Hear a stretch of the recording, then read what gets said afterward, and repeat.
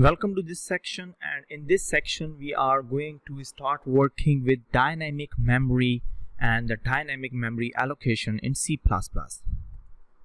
Let's just start working with that.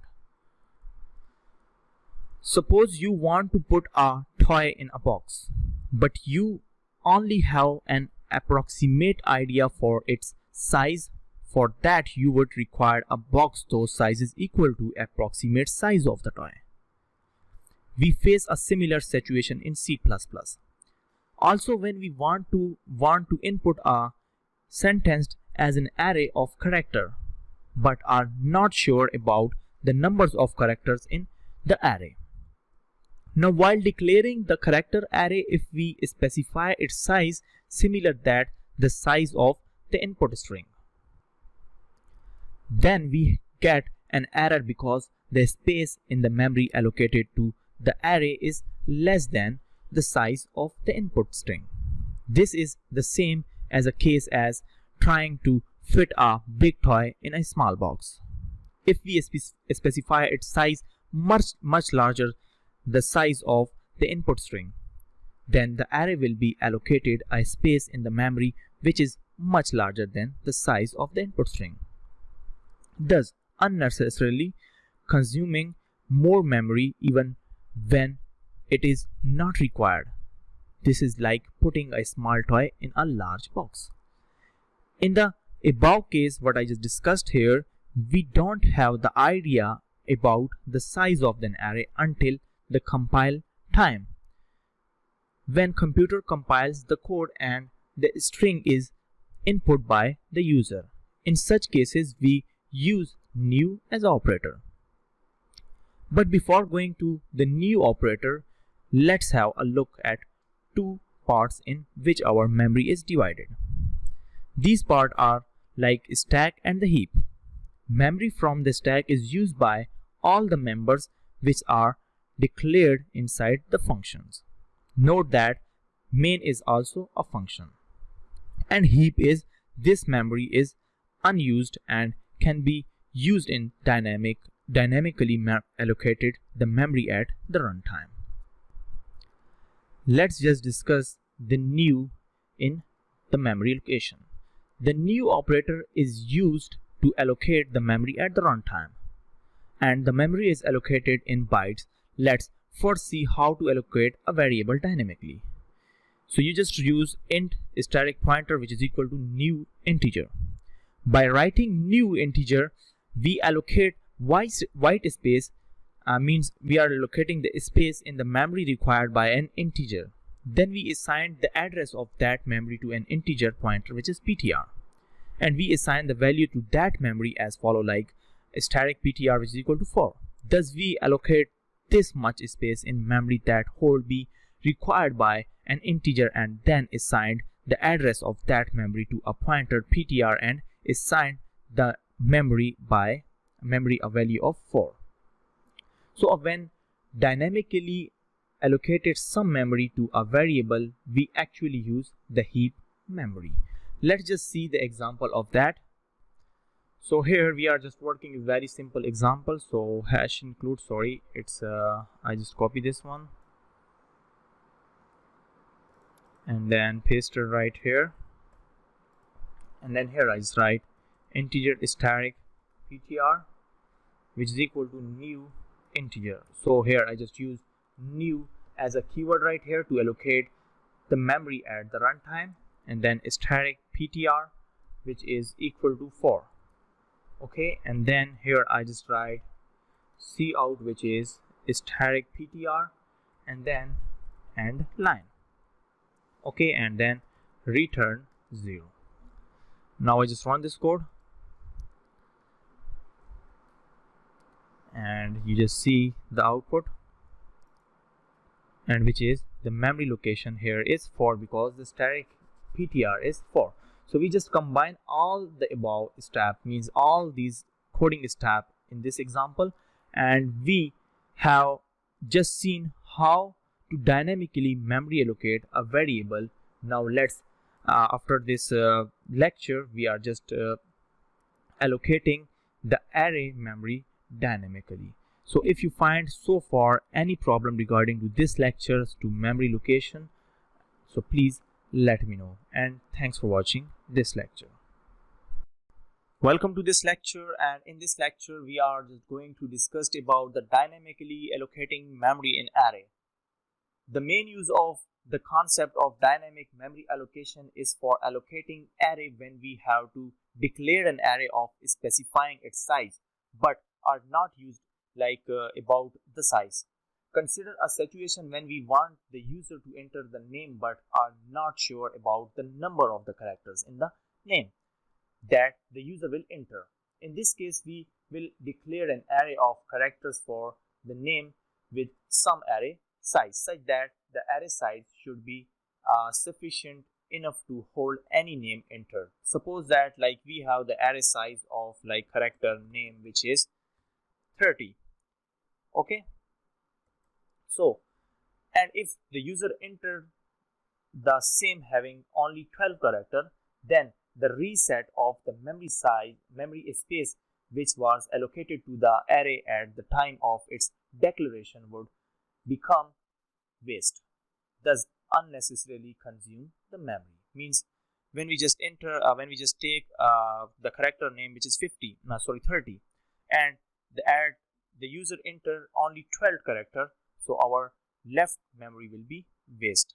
In this case, we will be using the new operator to dynamically allocate the memory at runtime. So we use the new operator as our old code word we just used. So let's just see the example of that. So here I just copy that and then paste it right here, and here I just write integer length.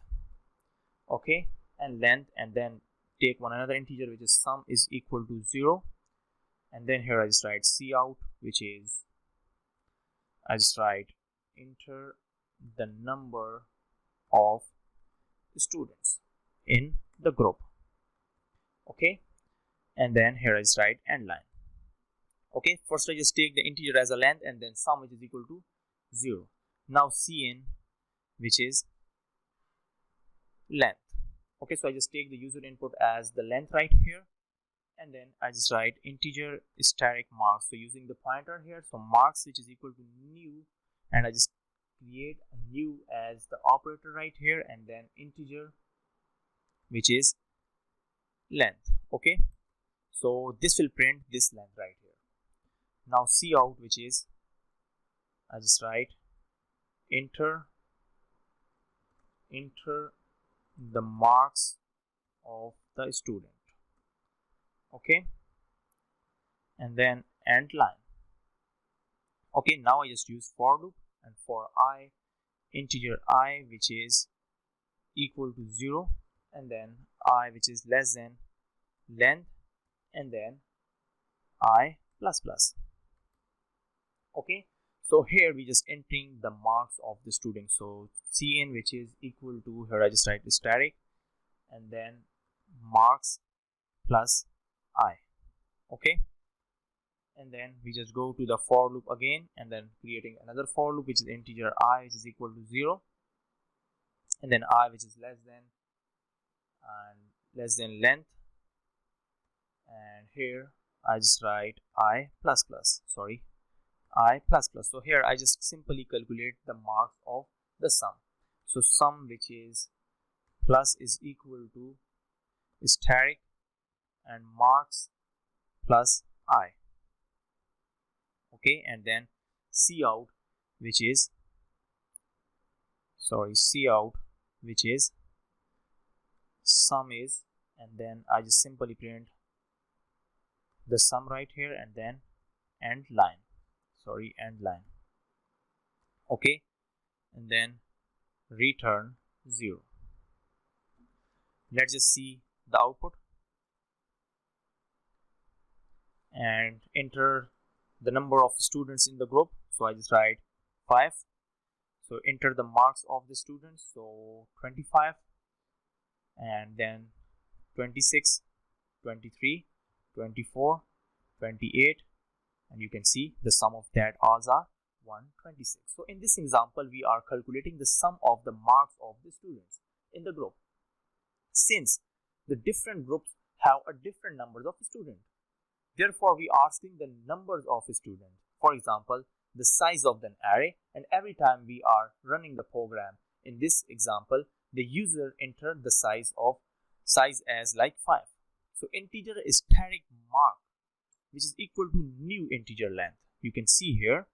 So this is like we declare an array of integer and allocate it some spaces in the memory dynamically, equal to the size which would be occupied by the length.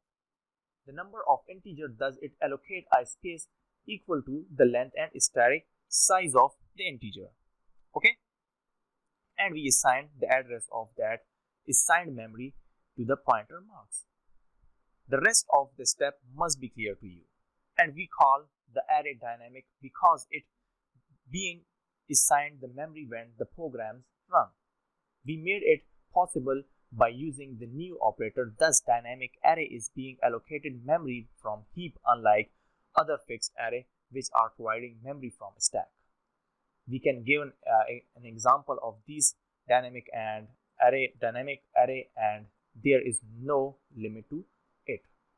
So hope so you are clearing dynamic memory allocation with the help of array. If you not understand any of the concept regarding to this lecture, please let me know. Thanks for watching this lecture. Welcome to this lecture, and in this lecture we are going to talking about the date and time in C++. The C++ standard library does not provide a proper date type. C++ inherits the struct and functions for date and time to manipulate from C. To access date and time related function and structures, you would need to include ctime header file or ctime library in your C++ program. Let's just see the coding example of the date and time. So suppose that you want to retrieve the current system date and time either as the local time or as the coordinates universal time, mean UTC. So let's just see the example like that.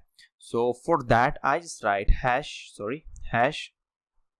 include and then input output stream. Then here I just write hash and include one another header file which is C time. So I was talking about that header file which was C time. So using namespace that std and integer main function. Now here I just write time underscore t and now which is equal to time, and then close this code right here. So that will get the current date and time based on the current system. So time underscore t, and then I just write now, and which is time, and the time here is 0. So this return the current calendar time of the system in the number of second, and it's elapsed since January 1st 1997, mean it will take time from January 1970. If the system has no time, so it will return 1. Okay, then here I just write character, and the character which is I just write the pointer and then dt, which is equal to C time, and then the C time parameters right here is I just write and now. So I just save the address of that here. So it will convert now string from. Okay, so it will convert now to string from. Okay, now here I just write cout, and then I just write the local date and time is, and then I just write dt, means this variable, and then end line. Okay, now tm, and then I just write static and gmtm. Okay, so that will convert now to tm construct for UTC time. Okay, and then which is equal to, here I just write gm and then time. Okay, and then here I just write AND operator and then now.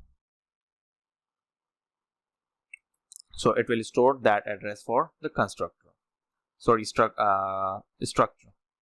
Okay, so dt which is equal to, I just write here ASC and time. So here this will return a pointer to a string that contains the information stored in the structure pointed to by the time converted into the form. Okay, and that will means constructor gm time. So that will return a pointer to the time in the form of tm structure, and the time is represent in the coordinates like universal time UTC, which is essentially Greenwich means GMT. Okay, so this is mean green. This means that the Greenwich Mean Time means GMT. So I just write simply here GMTM, and then I just close this code right here, and then here I just write cout, which is this UTC date and time is. Okay, and then here I just simply print dt, and then this is our variable here, and then end line. Now I just check the date and time right here, and yes, and as you can see here, the local date and time is Monday, September 3, and this is my time and 2018, and then the time on the UTC date and time is Monday, September 3, and this is my 4:27 and 0.2 means 202 and 2018 on UTC date and time. So this is a simple example of how to get the current date and time with the help of C++ code. If you find any of the problem regarding to this lecture, please let me know, and thanks for watching this lecture. Welcome to this lecture, and in this lecture we are just going to talking about the format time using the struct tm. Struct tm mean like this one, tm and then structure. Okay, so the tm structure is very important while working with date and time in either C or C++. This structure holds the date and time in the form of C structure as like this code. Okay, so this example which make use of various date and time related to functions and tm structure. While using structure in this lecture, I am making an assumption that you have basic understanding on C structure and how to access structure member using arrows operator.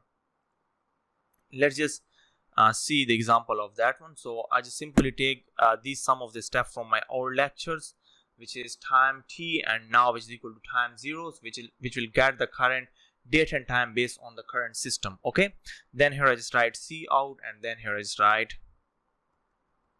number of seconds since January 1, 1997. Sorry, 19 and 70. Okay, and then here I just write simply print now, and then end line. Okay, so I just print this variable right here. Okay, and this is cout. Now I just write tm, and then it will hold pointer which is tm, which is equal to local time, and then